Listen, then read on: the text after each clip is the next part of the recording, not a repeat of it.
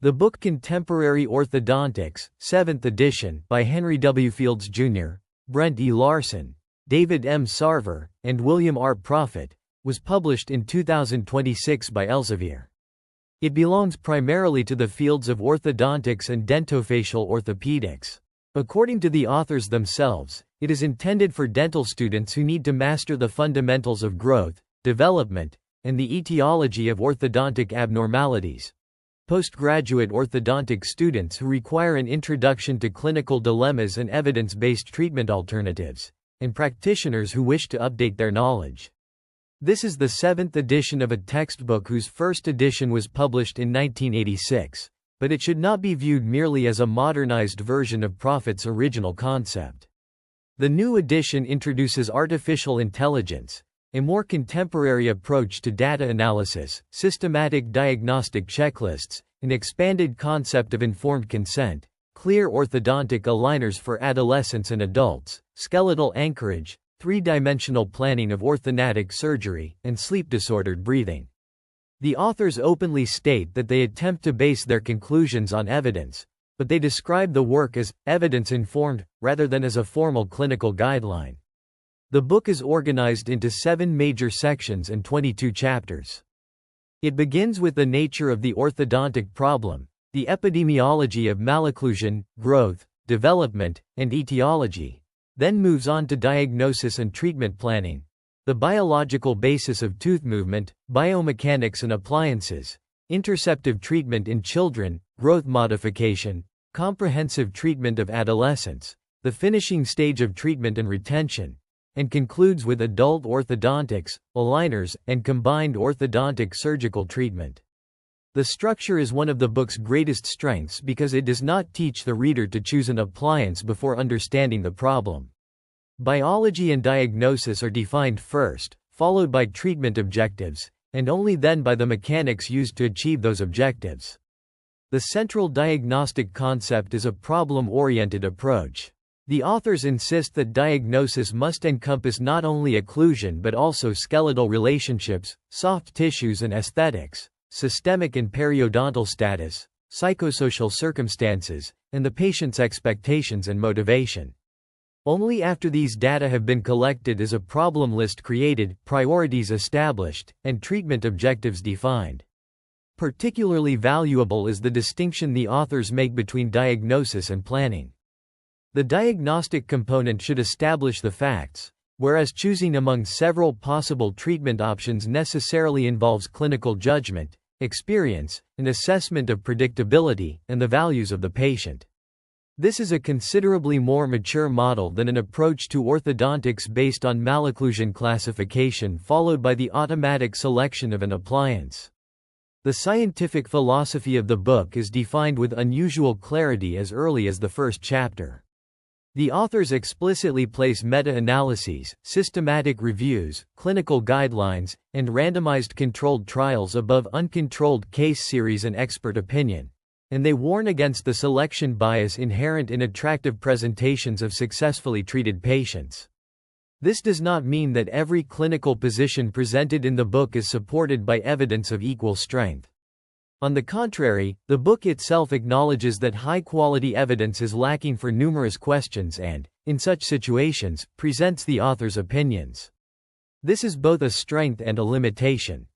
The reader receives a clinically useful answer but must understand where the evidence ends and experience begins.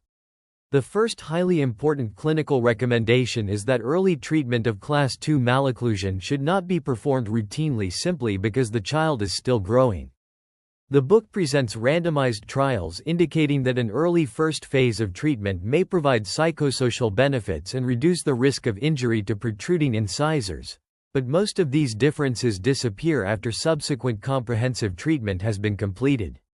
The author's conclusion is that early treatment has a role in selected patients, particularly when there is an increased risk of trauma or a serious aesthetic or psychosocial problem, but that it is not justified for every child with Class II malocclusion. An independent assessment of this position demonstrates good agreement with a Cochrane systematic review.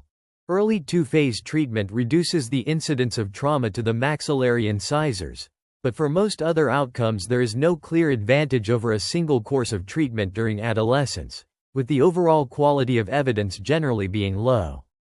The second major area of practical value is the way the book discusses clear aligners. The authors present them neither as a passing trend nor as a universal replacement for fixed appliances. Chapters 18 and 21 clearly distinguish movements that are more predictable from those that require additional auxiliaries or hybrid treatment. Mild and moderate crowding, small spaces, and limited movements can often be successfully treated with aligners, whereas severe rotations, substantial root movement, difficult vertical and sagittal corrections, and skeletal transverse discrepancies are less predictable. A particularly strong section of the book warns that a digital simulation is not a biological prognosis. Software can virtually display almost unlimited tooth movement, but it does not automatically account for the biological boundaries of the alveolar process. The authors state that research has shown that approximately half of programmed tooth movements are actually achieved and that additional series of aligners are frequently required. This caution is also supported by independent sources.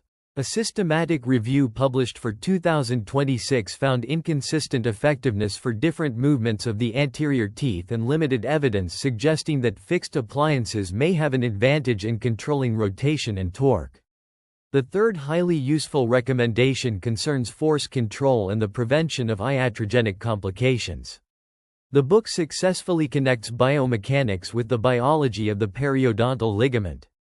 Heavy continuous forces increase hyalinization, undermining resorption, mobility, and the risk of root resorption. Particular attention is drawn to contact between the root and the cortical plate and to excessive torque of the incisors. The authors state that a minor degree of root shortening is common after comprehensive orthodontic treatment, whereas severe localized resorption is much less common and considerably more clinically significant. They recommend radiographic monitoring during treatment in patients for whom root resorption is a concern because an early finding of increased resorption may indicate a greater degree of final root loss.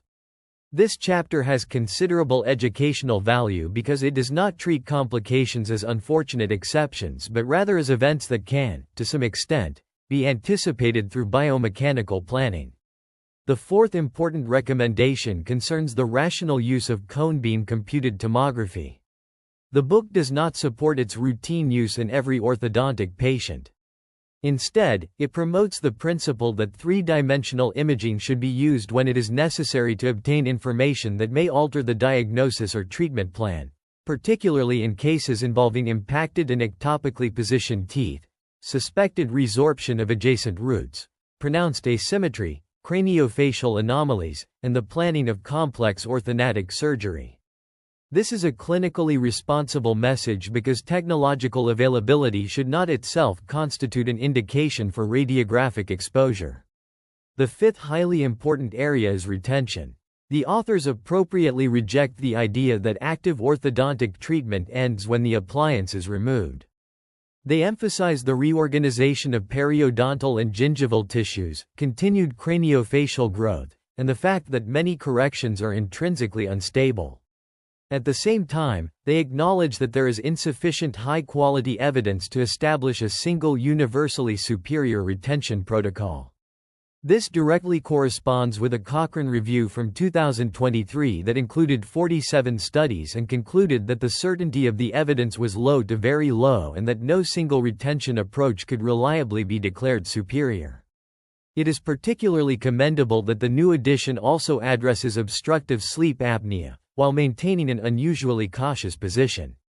The book clearly states that dentists and orthodontists have a role in screening and referral but should not independently establish a medical diagnosis. In children, the authors warn that the evidence is not sufficiently strong to justify rapid maxillary expansion solely for the treatment of sleep-disordered breathing when there is no transverse maxillary deficiency or posterior crossbite.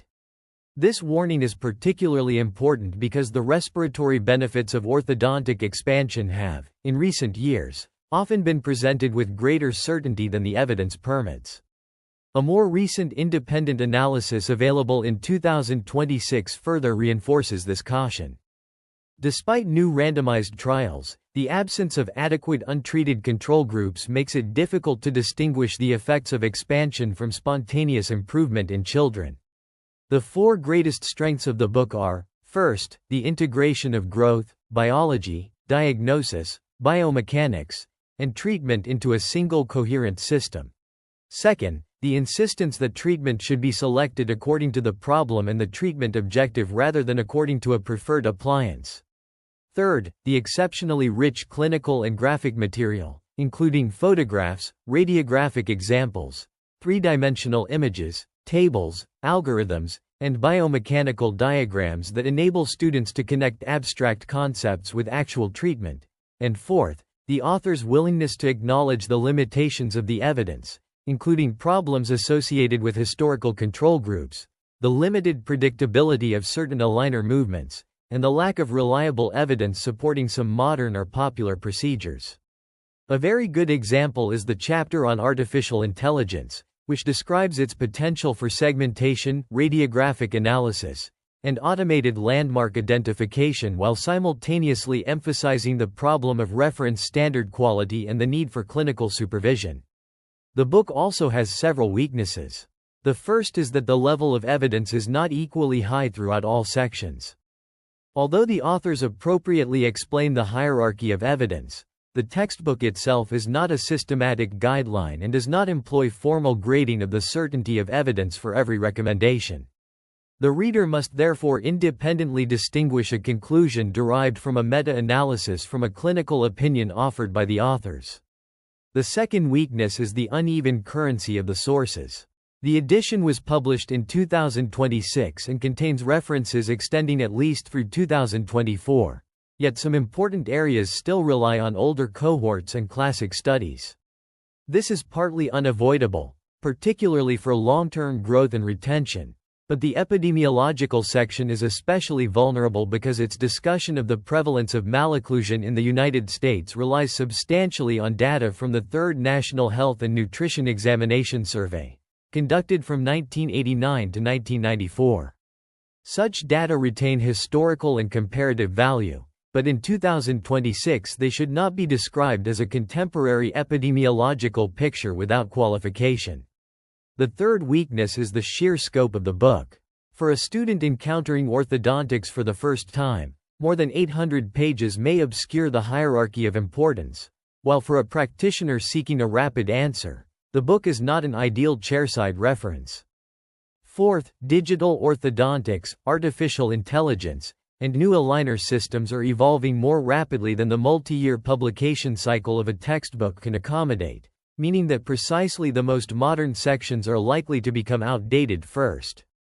For dental students, this is probably one of the best foundational resources available, but it should be studied selectively, with emphasis on principles rather than on memorizing every appliance. For young dentists and general practitioners, the book is highly useful for assessing case complexity and deciding when a patient should be referred to an orthodontist. Postgraduate orthodontic students are likely to benefit the most because it connects fundamental biology with specific treatment problems. For specialists and university educators, it remains valuable as a reference and teaching framework, although controversial or rapidly evolving topics should be supplemented with the most recent systematic reviews and guidelines. 3 professional ideas stand out after reading the book. Good orthodontics begins by defining the problem and the treatment objective, not by choosing an appliance. The boundaries of the biological system are more important than what software or mechanics can technically display. And long-term success is not merely the achievement of a particular occlusion, but rather the relationship among aesthetics, function, periodontal health, stability, risk, and the patient's goals. Does the book deserve a place in a dentist's professional library? For an orthodontist, postgraduate orthodontic student, or educator, almost certainly yes.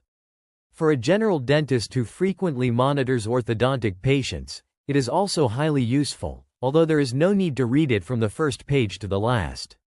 A colleague who is almost entirely uninvolved in orthodontics can rely on shorter sources. Its greatest value lies not in its description of individual appliances but in the way it teaches the reader to think about diagnosis, biology, and clinical decision-making. Its greatest weakness is that its very broad scope inevitably produces uneven depth and uneven strength of evidence across topics, with portions of the literature being older than one might expect from an edition published in 2026. It is best regarded as a comprehensive textbook and reference resource rather than as a formal clinical guideline. Is it worth the time required to read it? Yes, particularly if you want to understand why orthodontic treatment is planned in a particular way rather than merely how a particular appliance is used. Its greatest professional value lies precisely in the fact that, despite the enormous technological advances in orthodontics, it repeatedly brings the reader back to a fundamental principle. Technology can expand treatment possibilities, but it cannot replace sound diagnosis, an understanding of biology, and responsible clinical judgment.